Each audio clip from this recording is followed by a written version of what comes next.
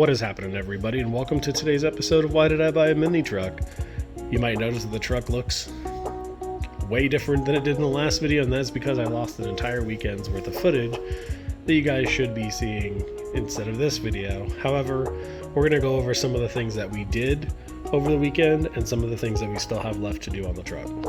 So on the underside of the bed, which I'll show you guys when we actually pull the bed off to prep it for paint, but we went ahead and wire wheeled the whole bottom side of the bed and cleaned up the inner bed skins. And then I laid down a coat of POR.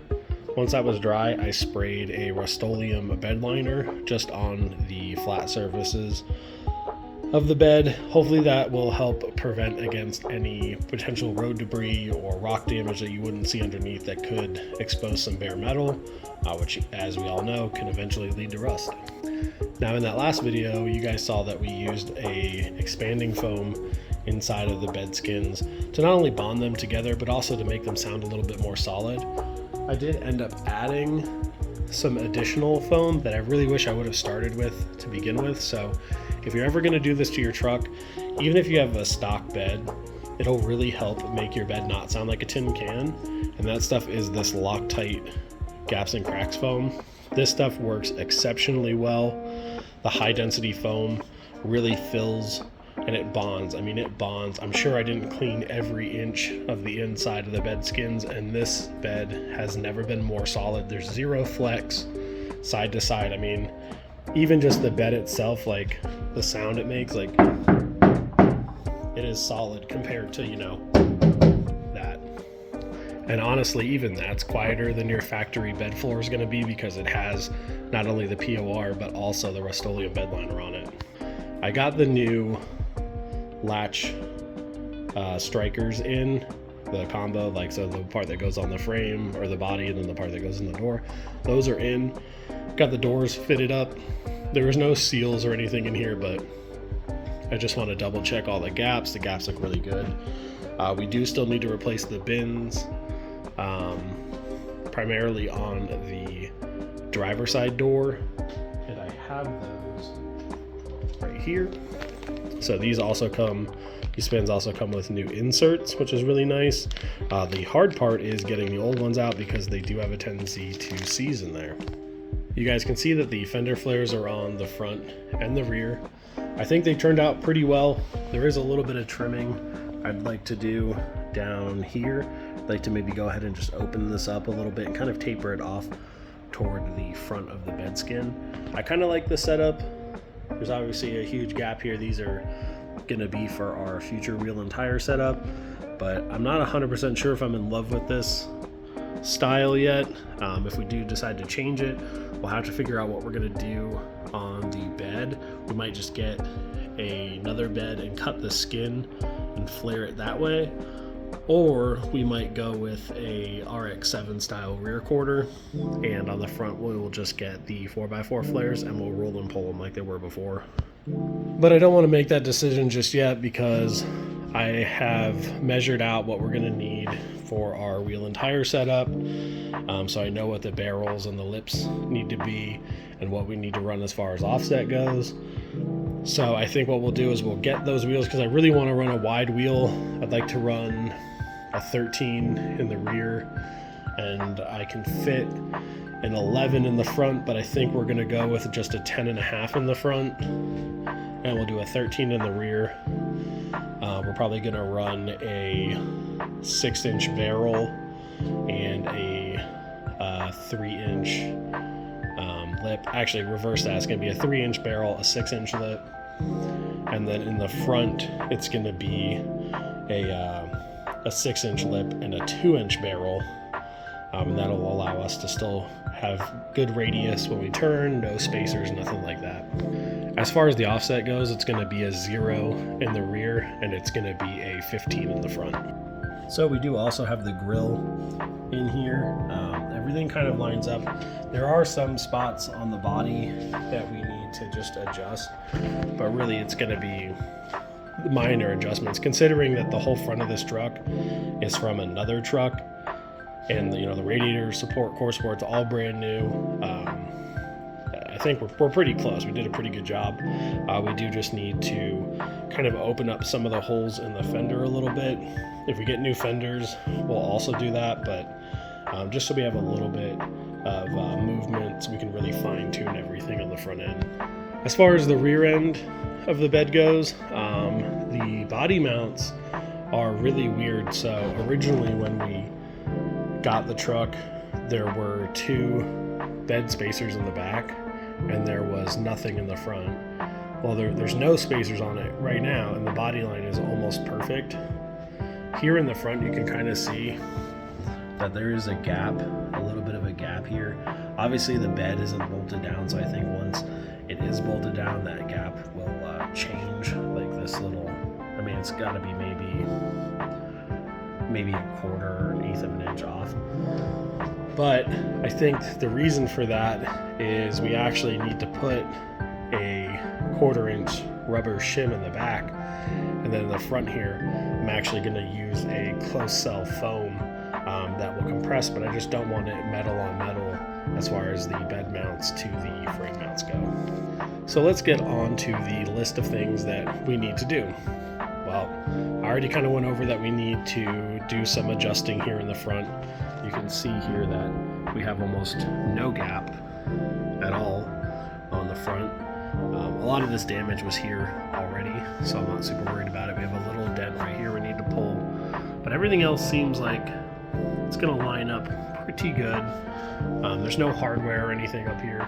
Just under the hood, our hinges are bolted so we can actually, open, close the hood. God, it looks so pretty in here.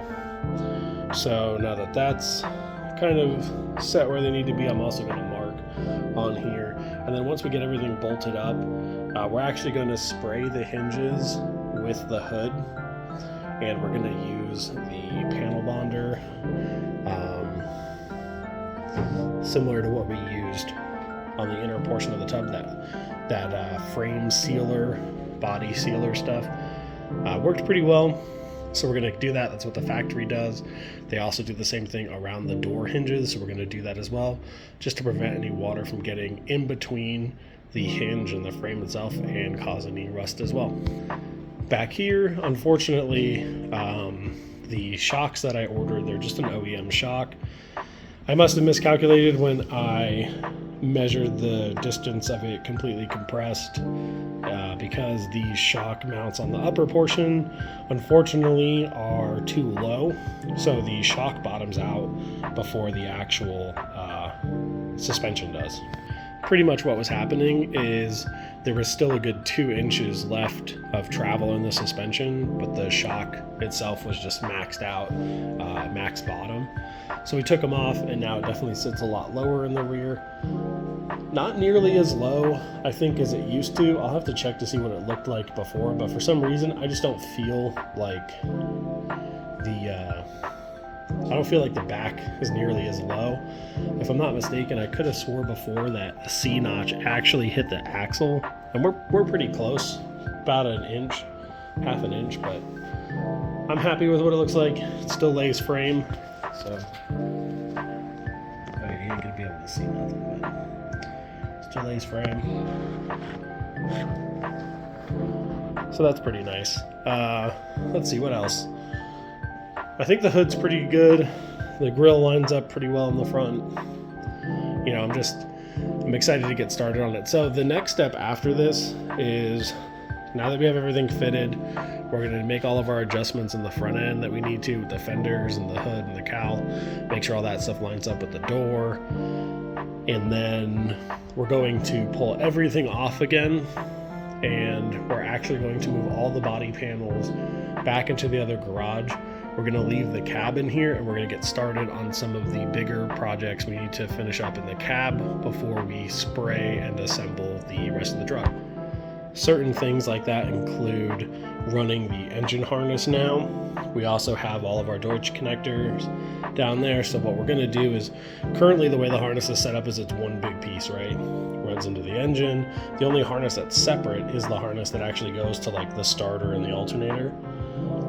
What we're going to do is we are going to make a junction down here in the footwell, so the engine harness is completely separate from the body harness, And what that'll allow us to do is install and route the whole engine harness the way we want.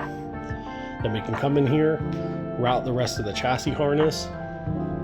I still have to coat some of these mounts that are in here, but we actually have the mounts off the donor truck, and we're going to coat those and then just swap them out in here for the steering rack and other mounts for like the dash itself. They're kind of rusted, so we're going to swap them all out so that they don't look like that. Now originally I did want to mount the tank in here and the compressors, but I am considering possibly mounting the compressors into the back of the truck, kind of where we had it before in, oh god, like a half dozen videos ago. They were mounted on the frame in the back. I'm not a huge fan of that because all the road dust and stuff gets in there. So I'm still going to play with some ideas in here. I think if we do mount the compressors in here, we're actually going to mount them inside basically like a subwoofer box. This way they can not only still get fresh air, but maybe some of that noise that they're going to put off might be able to be muffled a little bit.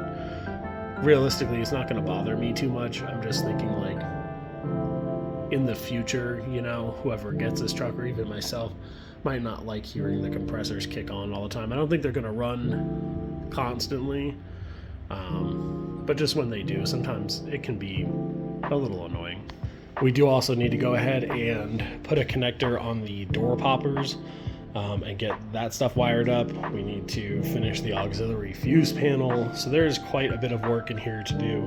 Not only that, but then we also need to run our fuel lines underneath the cab and get them all P-clipped up. And then we do need to go ahead and make sure that like the brake lines are all secured under there. We need to finish the brake lines that run along the rear axle to the drums, because we are going to keep the drums. I was going to go disc, but we're just going to keep the drums for now. If we want to change it up later, we can. And then there is a couple other little things that we need to button up, but those will be kind of in other videos. Right now, I'm just going to go through and we're going to make sure that we can get all the front end adjusted. Make sure the rear is going to be adjusted properly, make sure our gap and everything is good. I sent off the measurements already. We're going to have somebody build a fuel cell that sits back here in this little pocket, and then there's going to be just a filler on the driver's side. And then we also need to get some measurements for in here for our channel or our tub, and then once that's done, everything can come back off and we can get rolling on finishing up the cab. I do also need to finish the exhaust, so we need to pull the headers off, cut that 102 bung off, seal it up, run the mid pipe through the exhaust, and then at least get it back here somewhere, so then later on we can build from here and figure out where it's going to go. Overall though, guys, I think the truck's looking really cool. I'm excited to see how this project turns out. Like I said, I need to get the wheels and tires here to make sure we're going to run these flares. Let me know what you guys think about the flares. I think they look kind of cool. They're a little bit different. I kind of like the style of them. They're very like JDM-esque, but I also don't want it to look cheap. So I think it's a lot to think about, and I think there are options we can go with, but I am kind of a fan of the style of the truck and kind of how it's turning out. I really want to cap the mirrors, I think, and do like a Fender mirror. I think that would be really cool. So just kind of, you know, let me know what you think. If you guys have any ideas or options, or, you know, if you're like, hey, this might look better, or what do you think about this? Drop it down below. I love hearing what you guys have to say. So for the time being, I think the truck's going to sit just like this. We're going to do all that stuff I said, and then over this week, I'll be out in the garage. I'll get some footage out of us tweaking the front end, making sure everything fits properly. We are going to sand a lot of the stuff on the truck still. So we are going to like come back up here. There was a little spot here I wasn't super happy with. I don't think the paint was fully off-gassed, or there was like something here that caused this reaction. It's smooth, but it's this weird texture. So that'll give us a chance to sand all this off. We have all of our paint coming, all the paint to finish the truck. So now is the opportune time to fine tune anything that might be wrong. So I hope you guys enjoy this little update. I'm very sorry that it's not the awesome video I had originally filmed, but it gives you guys kind of a view of what we're working with, what we still have left to do, and I hope you guys enjoyed. So until the next one, get out there, get your projects going, and I will catch you in the next video. Peace.